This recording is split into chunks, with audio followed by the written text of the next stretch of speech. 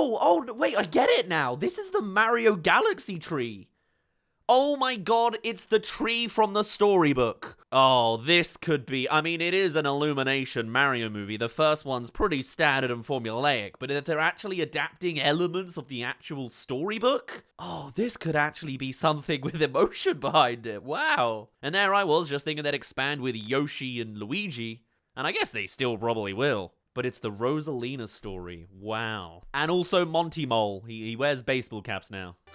In true classic fashion, there's me spending my day waiting for a potential Toy Story 5 teaser trailer, and Nintendo just drops the Super Mario Galaxy movie teaser instead. It's just gonna be one of those days, isn't it? Prepare for multiple uploads, it's likely today. And while at first I didn't think there was actually gonna be too much to say based off of a 50-second trailer, but from what it does reveal, there's all sorts of things that is clear in the direction this Mario movie is going. And I'll be honest, I really wasn't expecting it. I knew there was a Nintendo Direct around this time, but I'm too busy expecting that to be just an indie showcase of a bunch of Nintendo Switch games. But with it also being in context to Super Mario's 40th anniversary, apparently specifically Super Mario Galaxy is going to be their defining feature for this year. The days of the Year of Luigi are long, distant, forgotten memories.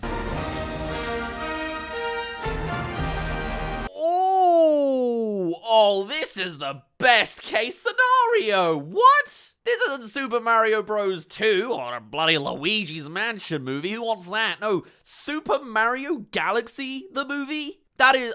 I love this! This is immaculate! And I thought I was going to be underwhelmed from a 50-second trailer. And I got to admit, I'm very on board with this. The Super Mario Galaxy games were the best soundtracks, some of the best platforming, and just...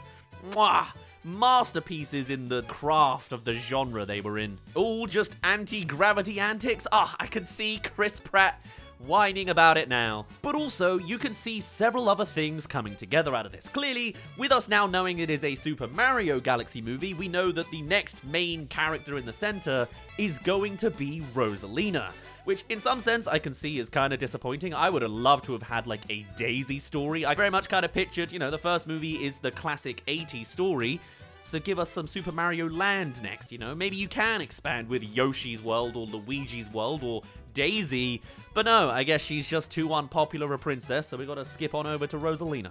That being said, her story's also my damn favorites from the game. It does also mean we're a long way away from a Wario representation, or God bless Waluigi. I also saw a little bit of the Nintendo Direct trailer today that they've released a baby Waluigi in canon to one of the games. But also, I've interrupted my watch of the Nintendo Direct to be here to talk about this. Pros and cons,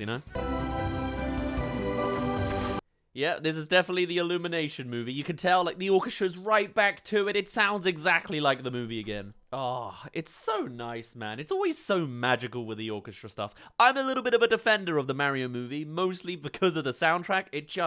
The nostalgic waves work on me, and, it's just so lovely to actually hear again. Now, also beyond this, we were given a new rollout of the cast in all the characters, which is exactly the same as before. Although I guess really what you can dig out of it is who wasn't shown, as we didn't get representation for Donkey Kong, Cranky Kong, or Spike this time. But I'll be very surprised if Seth Rogen isn't in this movie. Hey there, you made it halfway through this video, so come subscribe if you haven't already.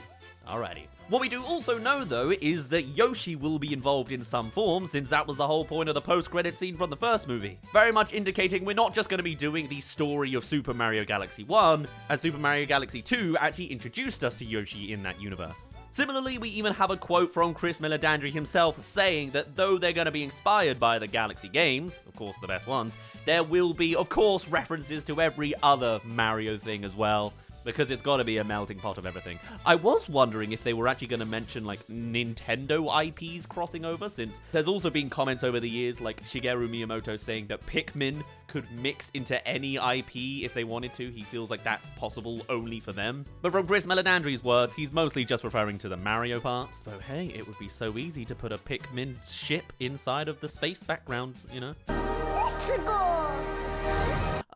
They just want to really run that damn Luma into the ground, don't they? They just love that self-deprecating suicidal joke, don't they? Beyond that, though, I'm actually really happy with the direction this is going.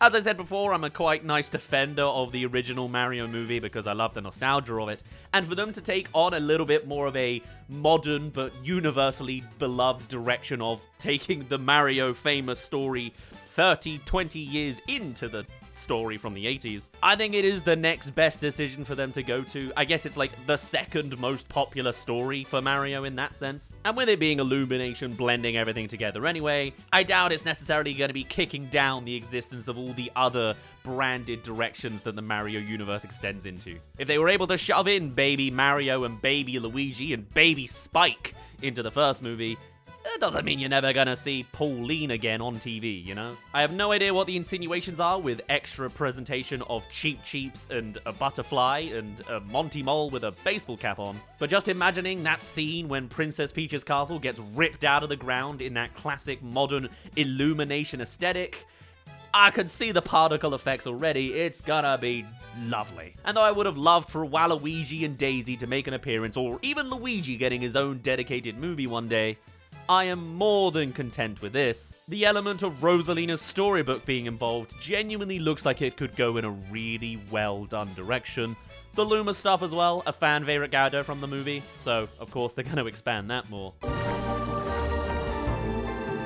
Okay, Cheep Cheeps now this time. Very nice. There's so much to cover, man. There's so much extended Mario lore and characters to showcase. There's so much more to consume. And apparently we heard a little bit later on in the Nintendo Direct as well that this is releasing in spring of 2026. Oh, everything's apparently rolling out spring 2026, same as Tomodachi Life.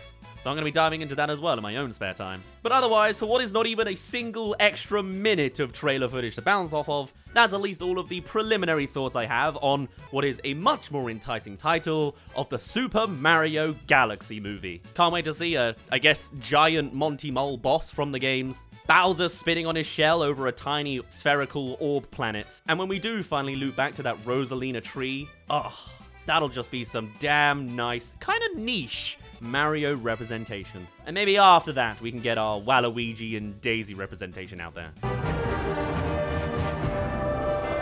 Why specifically a butterfly? I don't know, but that's okay. For now, though, that's all I have to say for now. I'll get back to sitting on a chair and waiting for Toy Story 5 after this.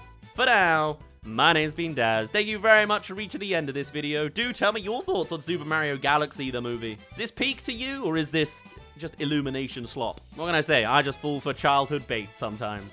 And I shall see you all in a little bit. Cheerio!